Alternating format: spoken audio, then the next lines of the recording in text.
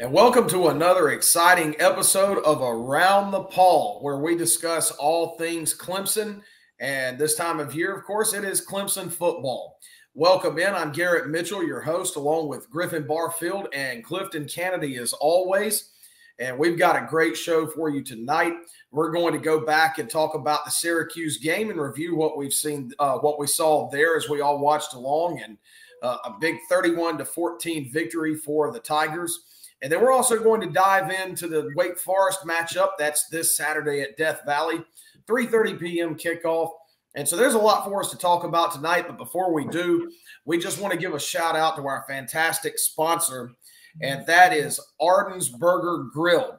And they are home of the legendary double dip wings. They're bursting with flavor. And Ardens is your go-to place for all kinds of great food. They've got burgers, sizzling grills, wings, anything you want, and that's going to fill you up before you head to Death Valley on game day. So go check them out.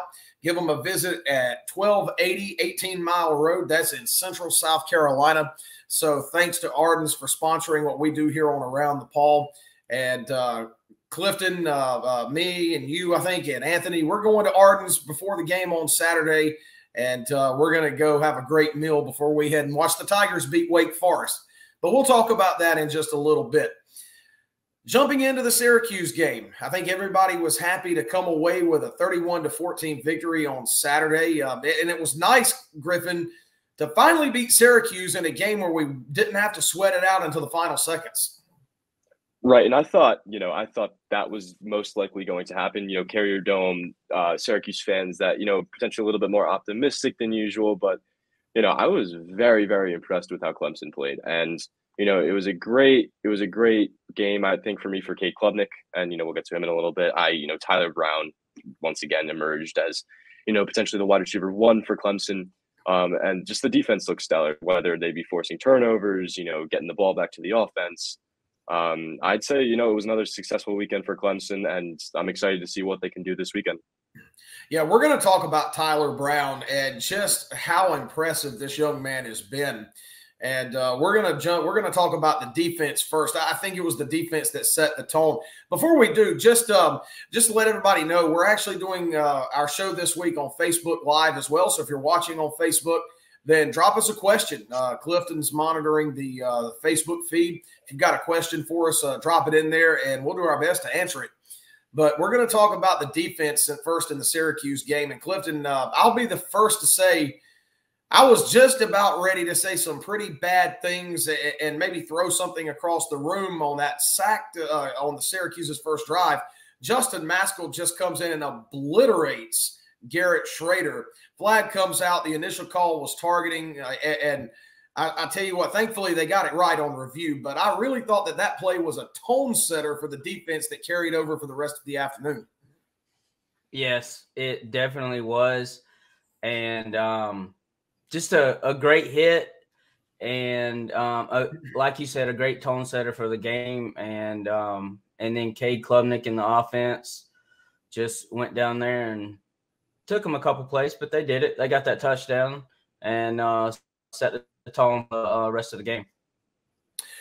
Yeah, and once the offense got going, Griffin, it was great to see this. The passing game and Cade Klubnik was really – it started to click, and we saw flashes of it against Florida State despite the final score. But against Syracuse, you saw Cade constantly taking shots over the middle of the field, getting the ball to his playmakers in space, and that started with the freshman wide receiver Tyler Brown. 6 catches, or it might have been 8 catches, but 151 yards receiving. Just how good has this young freshman been? I think it is very eye-popping to fans just because you didn't think he would emerge as, the top guy out of this freshman class. Three-star recruit. You picked him up out of nowhere, but this is what Clemson does. They pick receivers that, go under the radar. They're homegrown, just from Greenville, like I said, and, he just balls out. And I said before, I think, he should be the wide receiver one going forward. He finds incredible space. He's explosive. He knows how to find the end zone. We saw that against FAU with 2 touchdowns. And he does it on the big stage. I mean, he did it not last week, but 2 weeks ago against Florida State. He was a terrorizer for this Florida State defense. So I think it helps not only Cade, but I think it helps the other receivers as well, especially Bo Collins, Adam Randall, going a little bit more under the radar because a lot more, defenses are focused on Tyler Brown. But, the sky's the limit for him. And the fact that he's only a freshman and he's putting in this incredible amount of production and getting comparisons to Clemson's greats like Justin Ross, I think, it is an incredible thing to hear if you're a Clemson fan. No, I agree 100%. And Clifton, it's not just Tyler Brown. We've been talking about Troy Stellato, a young man who is now in his third year on campus. And we've always said, wait, when this young man is healthy, he can really make an impact. Well, Troy Stellato was finally healthy. And guess what? He's making an impact. He catches the first touchdown pass on Saturday, a play in which Klubnik was really running for his life. And Stellato was able to just slip past two defenders right to that back corner of the end zone, and Cade was able to find him. But the emergence of Troy Stellato, when you couple that with Tyler Brown, and Bo Collins is having a nice season as well, it's really giving you those myriad options at the wide receiver position that fans and coaches and pundits and everyone else has been saying that Clemson has not had over the last 2 years. Yeah, I mean, we've just been waiting on Stellato, right? He got here and he was injured. He got injured again. And, then he got injured again. So he's been injured his entire career. And, Dabo said from the get-go, we're not counting on him. We're not counting on Stellato because he'll just be a plus if he shows up. And boy, has he shown up. And I think if you wanted to do a 1-2 receiver right now, I think you got Tyler Brown, you got Troy Stellato, and then Bo Collins. If you want to do a 1-2-3, and that's who I would put out there at all three positions. Randall hadn't showed anything. He's had flashes, right? So, but he really hasn't showed us that he can take control of a game and make the catches that are needed.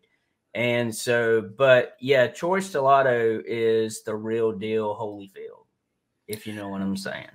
Oh, absolutely. And Griffin, two things, though, as much as the offense has started to click here in the last 2 weeks, two things that are still, to me, that are concerning, and I'm interested on you guys' takes on them.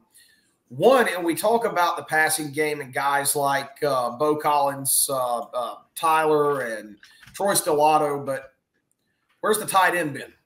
And we've said that, and we've seen Jake Brenningstool make a couple of nice catches here and there over the first 5 games of the year, but it's not been anything that's been consistently productive from the tight end position. Is that something that should be concerning going forward, or is that just kind of how the cookie has crumbled offensively and what's been presented to the Tigers and that they can take against opposing defenses? I think it's a little bit of both. The tight ends have the potential. Garrett Riley includes them in his system. You could see this with Josh Sapp in Charleston Southern, catching that tight end wheel pass. But I think it is a little bit of both. Putting a 6'7" guy on the line as a receiver is very intimidating because it is very easy to get the ball. It's very easy for, Kate Klubnik to use him as a safety blanket. So I am disappointed. I am a little bit underwhelmed. Yeah, pardon me while I silence that. Oh, good. But I think that I'll apologize for my wife trying to call me. But I think, Brenningstool he's got the talent. I think, including him more is important. But, if it ain't broke, don't fix it at the end of the day. And, if you see guys that emerge like Brown and Stellato, Brenningstool's there always. It could be a safety blanket, but, I'm not worried yet. Right. And another thing that has, to me, has been a little bit concerning offensively, Cliff, I'll jump to you for this one, the running game. And it just has not been – we've seen flashes of it. We've seen Shipley break off some nice runs. Certainly Phil Maffa has. But it's the short yardage run game, to me, that has been concerning. Too many times I'm seeing Shipley and Maffa needing 1 or 2 yards, and Clemson is trying to run the ball in those situations, and they either get stuffed at the line of scrimmage or stopped for a 1 or 2 yard loss. And so where should the blame lie there? Is it the running backs or is it the offensive line? And going back to a story that I did, and you can check it out at clemsonsportsmedia.com, but going back and rewatching the game from Saturday, it just seems like in short yardage situations, the offensive line is not getting the push that these guys need to be in order to get through there and get 1 or 2 or 3 tough yards to get the first down and keep the chains moving. Yeah, the running game's been, as you want to say, at a premium. I mean, it's been hard to get. We've seen flashes with that Maffa run, and there was a couple runs from Shipley on Saturday that, got 10-plus yards maybe. But, yeah, I mean, when they need to get that tough yard, it hadn't come. And I think that comes down to, the offensive line, right? Like, when they need that tough yard, the offensive line doesn't seem like they can get the push.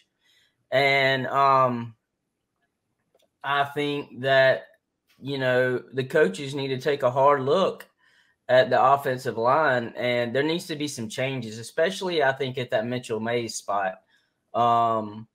With the freshman, I think you might see him in the next couple weeks. I don't know. It just depends on if, Mitchell Mays can step up. But, he's had, 4 games? Yeah. 5 games to step up and hadn't done it. So, again, I keep saying this. You see flashes of good offensive line play, but then the next game you see we can't get 2 or 3 yards. So, I don't know, man. I don't know. I do think you're going to see a change in the next game or 2, though. I really do. Yeah, and Griffin, as Cliff said, I think sometime or it may come to a point where you do have to make a change. But short of that, how is this something? How do you fix it? Because quite frankly, if you can't pick up 1 or 2 or 3 yards, inside the red zone or inside the 5 or whatever the case may be to get the first down or to score a touchdown or keep the chains moving, sooner or later, that's going to start costing you more than just first downs. That's something down the line against a good team like your Notre Dames or North Carolinas, that could cost you a ball game. I think it's very tough to navigate what you do with the offensive line just because it is a very experienced position. And you can't have – yes, the offensive linemen that Clemson have brought in this year, Harris Sewell, I'll take for example, they have incredible potential.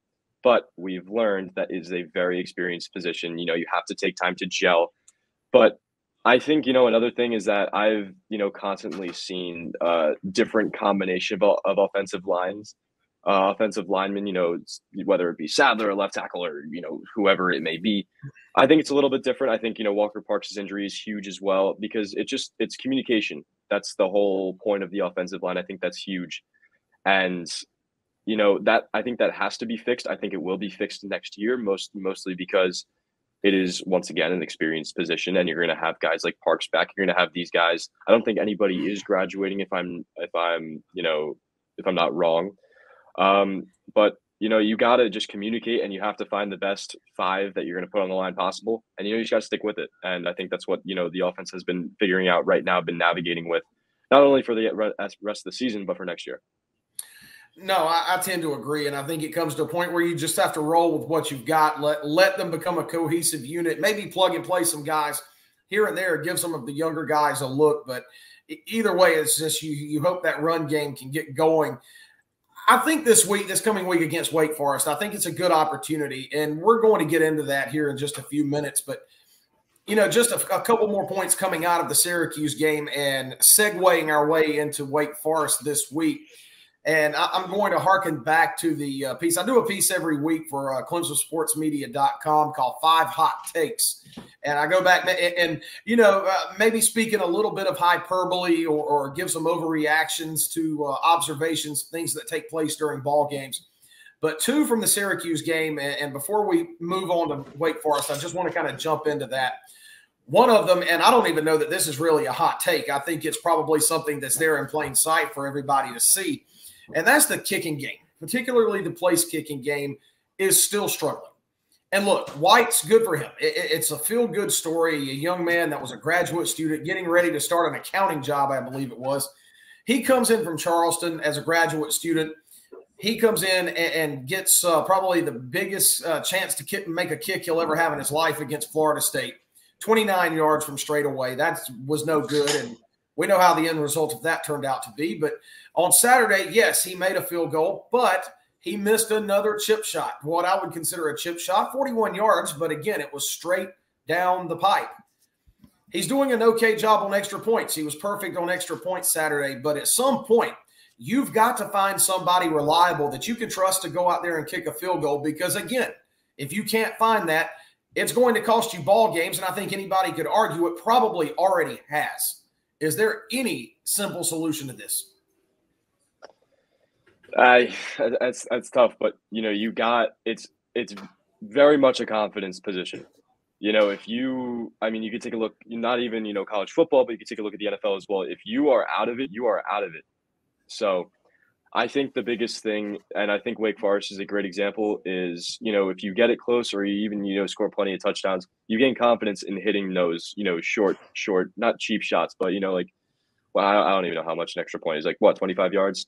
So I think it's important. You just need to gain experience, whether if it's White's as the place kicker or Robert Gunn.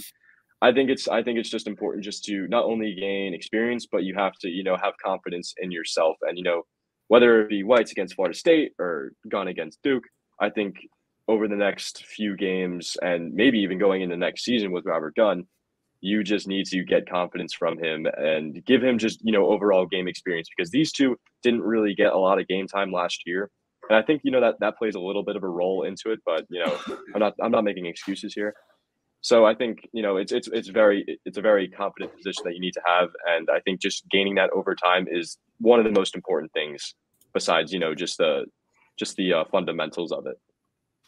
And Cliff, you mentioned this when we were talking this afternoon in regards to Robert Gunn, knowing that he's going to be the one that's on this team and on campus moving forward for the next several years. At what point do you say, and again, this is absolutely no disrespect to Whites. I think he's come in, he's done an admirable job. I think it was a tough ask. I think he was thrust into a tough situation. Good for him for stepping up to the plate, trying to help the team. And I think that's commendable. It absolutely should be appreciated.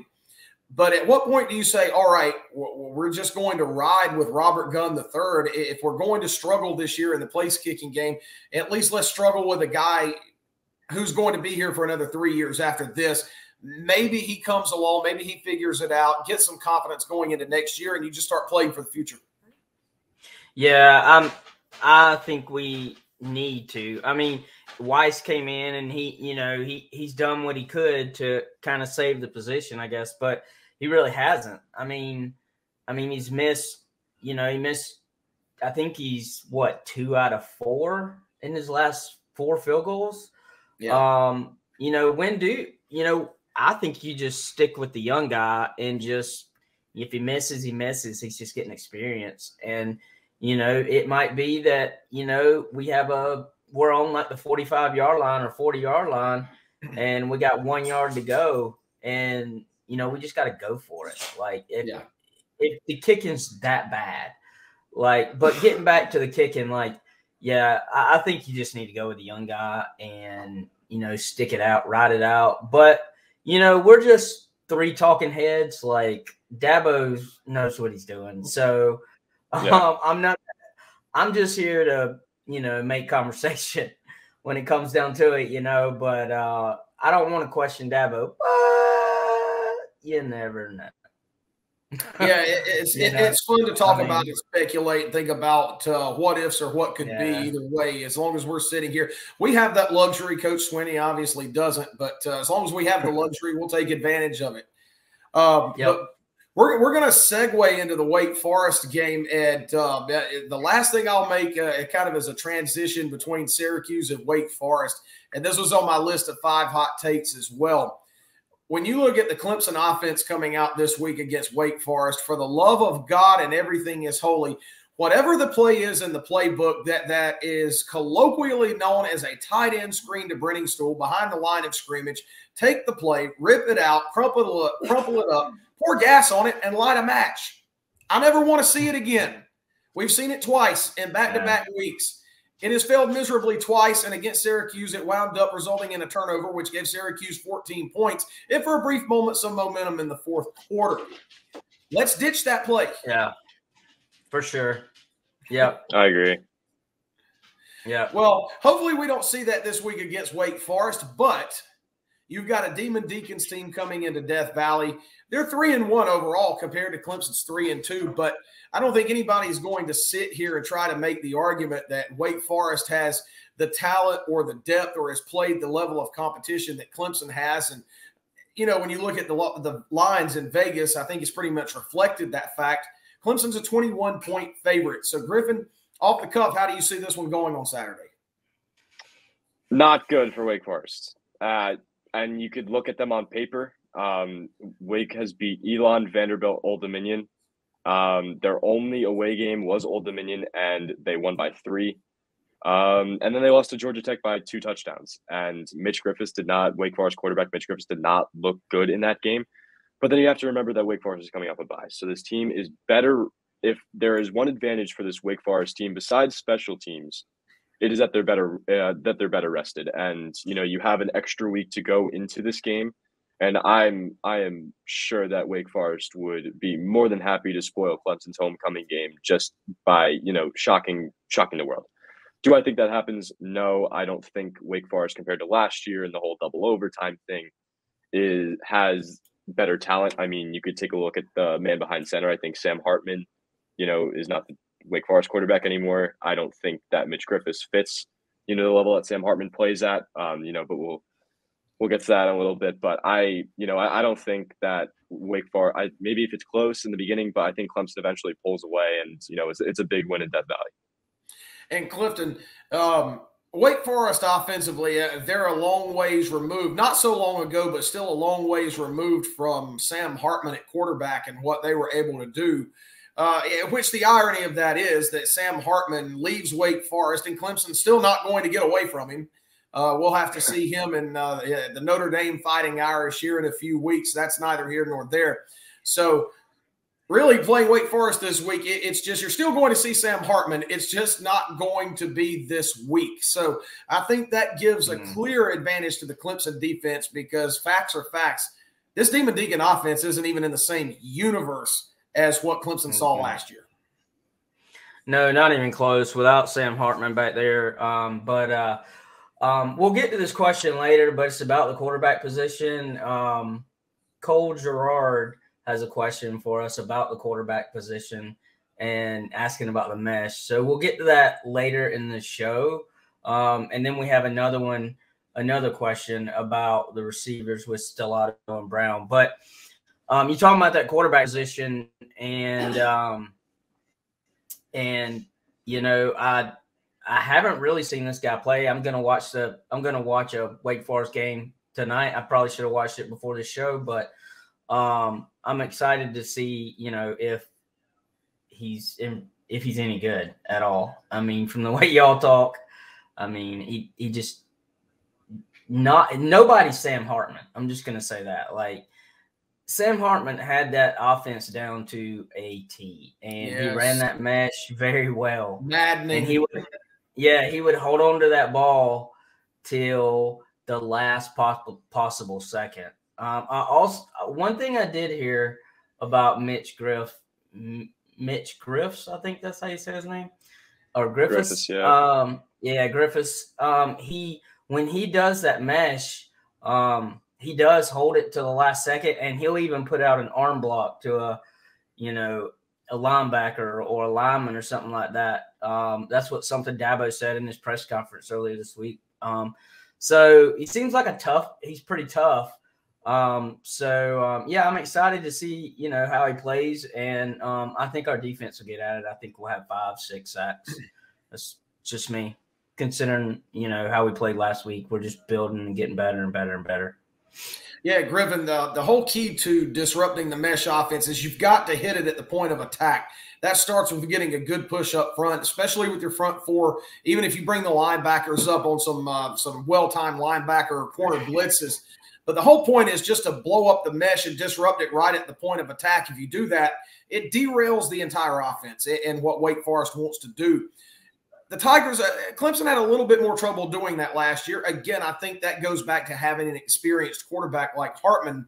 But at the same time, the mesh offense, it's a run-first offense. It's what you want to do. You want to establish the run. And what we've seen through the first 4 games this year, even in the 2 losses, teams just aren't running. on Clemson. It's down to a situation where if you want to beat the Tigers, then you damn well better do it through the air, because you're certainly not doing it on the ground. Florida State rushed for 22 total yards despite the win. If you can hold a team like Florida State to 22 yards rushing, then I'm not sure that bodes all too well for Wake Forest. I agree with that. I think Clemson, they're second in the ACC when it comes to run yards allowed per game. And I think that's what Wake Forest did very well last year. They ran the ball early down. It was like 3rd and 5. Hartman used the mesh, found passes. But I think another thing when you're talking about the mesh is that it is a young offense. Mitch Griffiths is a redshirt freshman. A couple new players in the field. Sam Hartman's favorite receiver, A.T. Perry, is in the NFL now. I think, the Clemson defense is experienced enough. They've seen this team, whether it be 2, 3, 4 times, depending on, who you're talking about. They know what's coming, and whether or not it is a better or worse version of the mesh based off, the quarterback play and who's the receiver. I think, experience goes a long way in football. I mean, we saw this week 1 with, Duke. But I think with experience like that, I see a lot of plays getting blown up in the backfield and preventing the big play factor that hurt Clemson last year, that, has kind of haunted this secondary for the last 2 years. Yeah, and I think it's pretty well established that Clemson does have the advantage defensively against Wake Forest's offensive line and their offensive skill set, what they want to do. Now, Clemson offense against the Wake Forest defense, again, it's no disrespect to Wake Forest, but what you see on paper, I think, is probably what's pretty close to reality. Simply, Wake Forest just doesn't have the horses. They don't have the size or the athleticism all the way across the board. I think to hold down guys like Tyler Brown or Troy Stellato, Bo Collins, what Cade Klubnik can do, not only passing, and we've seen Cade really come on in the run game as well and come up with some big plays when the Tigers needed a 3rd down conversion. Just not sure that Wake Forest quite has the personnel in order to be able to deal with everything that Clemson throws at them. I mean, you could even look I'm comparing a lot to, 2 years ago, a year ago, because Wake Forest is pretty much, the same team, a pretty mesh style offense. Defense isn't really that good, but their offense carries them to victories. I think, again, if you look at Wake Forest on the ACC, they give up 22.8 points per game, and I gave you their resume. It comes to a point that whenever this Clemson defense will get a stop, the Clemson offense will, take this team and give it points. So I'm not really concerned about this offense, especially from what I've seen in the last 2 weeks when it comes to Syracuse, when it comes to Florida State. They move the ball, they move the chains, they get in the end zone, whether it be running, whether it be throwing. I'm very confident in this Clemson offense now. And I think if the Clemson defense does its job, and especially an experienced defense against a young offense, it will. I think you're looking at a game that could get out of the whole thing second, third quarter, at least in my opinion. Yeah, agree. Cliff, do you echo those sentiments? And what would you add to that in terms of how this game could go Saturday? Yeah, I mean, I think that I'm gotten very confident in our offense the last 2 games. When I was on the field at Florida State, they wowed me because I didn't expect that. I wasn't sure what to expect, to be perfectly honest with you, at Florida State. And then we showed a glimpse of throwing it down the field. And then we went to Syracuse, and we just lit up downfield passing. It was awesome to see. Bo Collins, that double move was sick. Yeah, it was. And it was sick. Yeah, and he was wide open. I think it wowed Cade Klubnik a little bit because he put a little bit of air underneath that ball, which is good. And in the press conference, always referring to the press conference because I'm there, right? So Bo Collins said that he looked up and there was nobody around him. And he said, when you're that wide open, he said, all you're saying to yourself is, don't drop it, don't drop it, don't drop it, don't drop it. And he said he thought he was going to have to dive because he thought it was overthrown. And but then it just kind of hit him right in the breadbasket. And man, that's awesome. And I'm not worried about this offense at all. The running game will come on because I think of who we're playing, right? And you know, I think our offensive line needs to get better. And to me, our offensive line right now, run block, our run in the run game and in the passing game, they're doing pretty good. I feel like, you know, yeah, but during that, when we're running the ball, like they got to get better. And whether that's putting the freshman in or Mitchell Mays just bucking up and getting better, something's got to happen with that. But I'm very confident I'm very confident with this offense now, going into Wake Forest and, you know, the next couple games. I think we're going to do very well, and we're just going to fly underneath that radar, right? And you know, with Duke losing their quarterback, who, like we talked about this afternoon, who knows, man? Yeah. I mean, it's going to be hard. It's at least cracked. It's been left open. Yeah. Might not be all the way open, but it's at least cracked. It's definitely cracked. And I mean, it's not in our control. There's nothing we can do, right? Exactly. Just win, baby. Just win. But yeah, but just win, right? Just win. So yeah. All right. Well, but before we wrap it up tonight, we do have a few questions to get to, and just a reminder: kickoff Death Valley Saturday 3:30. If you don't have tickets, try to get tickets. If you can't get tickets, watch it on TV wherever you are. Cheer the Tigers on. Should be a good game. And before we take our few questions that we have before we wrap up tonight, predictions for Saturday. Let's hear some scores. Griffin, what you got? I don't think it's close. I think especially the home field advantage. I think the score will come to terms. I'm going to say 45-14 Clemson. I think Bo Collins has a big game. He's always had a big game against Wake Forest. He's had a touchdown in every single game he's played in. I gave you my X factor too, but I think Clemson runs away with this one and gets into the top 25 next week.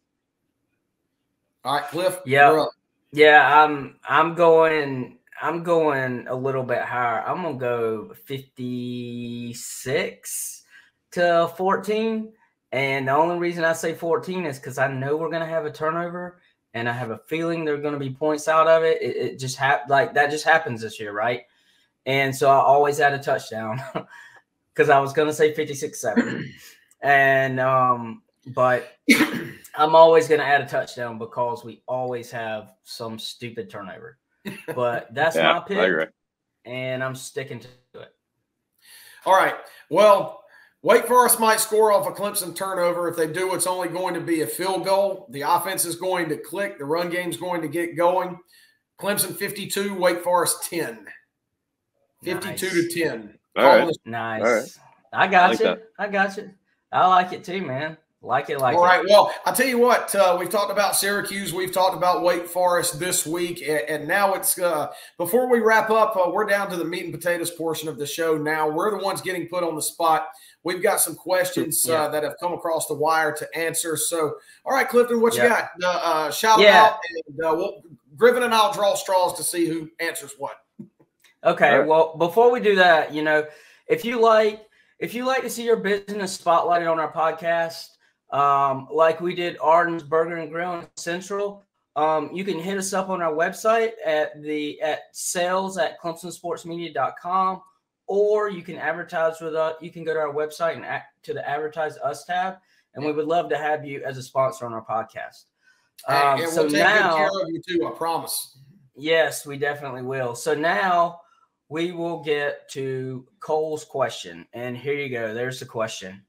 With the quarterback Mitch Griff's at quarterback this year for Wake, and they still run the same mesh offense, what does our defense need to do to stop it after getting exposed last year in the game? Well, I'll take this one, and I think it's just like I said. It's blow it up at the point of attack. Don't let them get to a point where a final decision's been made of whether to hand it off or to pull it and pass. I think this Clemson defensive line is just that good. I think the statistics and how well they've stopped the run, I think they speak for themselves. The mesh is a run-heavy offense. It's designed to run the ball first. Simply blow it up. And granted, with Sam Hartman in past years, that's easier said than done. But that's because Sam Hartman had the mesh down to such an exact science. A new quarterback this year. He's green behind the ears. He's only 4 games in. This is going to be game 5 for Wake Forest. Just blow it up at the point of attack. Let your defensive line eat. Turn them loose. Let them go. And as long as you can do that, if you can blow it up, maybe force a few fumbles or get a few hits in on Mitch Griffiths, I don't think you have any problem. I think once you start forcing them to have to try to pass, at that point the Clemson secondary takes over, and we've seen them do pretty well too. Yep. All right. Next question comes from somebody we all know, just like Cole, Lacey Steele. Will Brown and Stellato emerge? With them emerging, what will happen with Antonio Williams when he returns? Where do you I'll take this one. Yeah, you take. I'll take this one. I think this is the perfect situation for Antonio Williams. Believe it or not, I mean, you look last year. This is how he should be one of the best receivers that Clemson had last year. Look at last year. You had Joseph Ngata, Bo Collins, kind of like taking it all out. Being the 2 guys that could be up top. Guys, like what Tyler Brown did this year. There's a freshman that goes under the radar. Maybe gets the targets that the big guys don't get. So I think this is perfect for Antonio Williams. I think the point is it is a good situation for Antonio Williams. And look, you can never have too much talent on the field, right? You need playmakers everywhere. Well, you know what you've got now in Brown and Stellato. Well, you also know what you have in Antonio Williams. You saw it last year. You saw it in the first couple of games this year. He's a guy that can go make plays. Well, guess what? Now you've got 3 guys that you have to worry about. So if defenses are going to try to take away Brown and Stellato, well, now, look, you've got Antonio Williams that's open. If Antonio Williams, if he's open, now you've got to go back to Brown and Stellato. You might can cover 2. You can't cover 3. So most teams just don't have the horses across the board in the secondary in order to do that. So with that in mind, I do think it's a great situation for Antonio Williams. Yep. All right, so here's the next one, and it comes from our good friend, Mr. Anthony Weeks, the head honcho. With the steady progression of the offense, do y'all feel more comfortable with Miami and Notre Dame coming up on the schedule? Yes. I'll go first. I do. I really do. I think it's going to I think with the progression of the offense, the downfield passing game, the running game's getting better. I think it will get better over the next couple games. I'm very confident with Williams coming back and Antonio Brown emerging, Stellato emerging. I think Tyler Brown. Yeah, what'd I say? You said Antonio Brown. Oh, Antonio Brown. I don't think he's playing football anywhere right now. No. But no. So but with all those receivers emerging, and we got the running backs, so kick it up a notch. I think we're ready, man. I really do. Yeah, so I feel a lot better. I certainly do. I think the defense is good enough to at least hamper or at least tamp down on most opposing offense that they're going to play. Certainly, I think Clemson probably has the best defense that Miami or Notre Dame is going to see. And so you couple that with the emergence of the offense, you get things going on that side of the ball as well. Certainly, we're not sitting here and saying that it's a 100% definite Clemson victory. I think that'd be a bit foolish to do that at this juncture. But at the same time, I think you have to feel a lot better going into those games. So we got one more question from Mr. Anthony Weeks, and here it is. Will Garrett be in the press box if White misses a kick Saturday? And my answer is no. Nah, you'll be there. You'll be there, buddy. The simple answer to that question is this. I might scream, but it'll be internalized up here. Only I will be able to hear it. That's awesome, man. That's so awesome. Good question. That's the best question we've gotten. Anthony, you take the prize this week. Oh, we got one more question. Bring it. Here it is from Wesley Bowles. Is it true that Xavier will play fullback on goal line? I have never heard that. Clifton, you take that one. I certainly have not heard anything about that. Yeah, I've never heard anything about that in a press conference. So I would say no. Now, I will say this. Barrett Carter's original position before it got changed in high school was running back. Mm-hmm. So did you know that? Did not know that, but file that one away under the useful information. We'll keep that in mind. Yeah, found that out in the press conference. Yep. So maybe that was an illusion of things to come. Who knows? Yeah, who knows? And again, we appreciate everybody watching along tonight, Facebook Live. I think that was a pretty good trial run. If you like it, let us know. And so certainly we can keep doing that. It makes what we do, it makes it a little bit more interactive. We want people to be able to drop questions in. We're happy to answer them any way we can. And just come connect with us. And, there's a lot of ways you can do that too. Check out our website, clemsonsportsmedia.com. All of our great content is there. Get us on YouTube as well. Around the Paw every week will still be on YouTube. You can check us out. We've got the Chalk Talk podcast as well, where our guy Dustin, he breaks down defensive and offensive film, looks at tendencies. It's as informative as it gets. Check him out. Give us a like and subscribe on YouTube as well, or go on Twitter. Yes, I will always call it Twitter. It's not X. Sorry, Elon. But Twitter, X, whatever you want to call it, go follow us at CU Sports Media. And we've got snippets from interviews, press conference videos. We'll send out all of our stories, same thing that you'll find on the website. So just lots of ways that you can connect with us here at Clemson Sports Media. And before we sign off, I think I speak for all of us, Clifton, Griffin. I want to say another big thank you to Ardens Burger Grill, our fine sponsor. They're, the home of the double dip wings. They're fantastic. We're going to get some before the game on Saturday. They've got burgers, grills, just about anything you want to satisfy your appetite and get you ready for game day. So go check out Ardens Burger Grill, and they're at 1280 Central. Yeah. I was good. Sorry, I didn't mean to interrupt you, but they also have Asian food.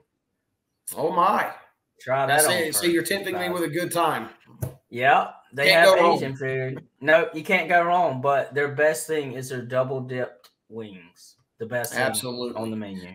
Well, I'll be looking forward to having my basket of those on Saturday. But until then, we're going to sign off from Around the Paw. We'll be right back at you with a new episode next week, hopefully talking about a Clemson victory over Wake Forest and what the Tigers can look forward to on their bye week.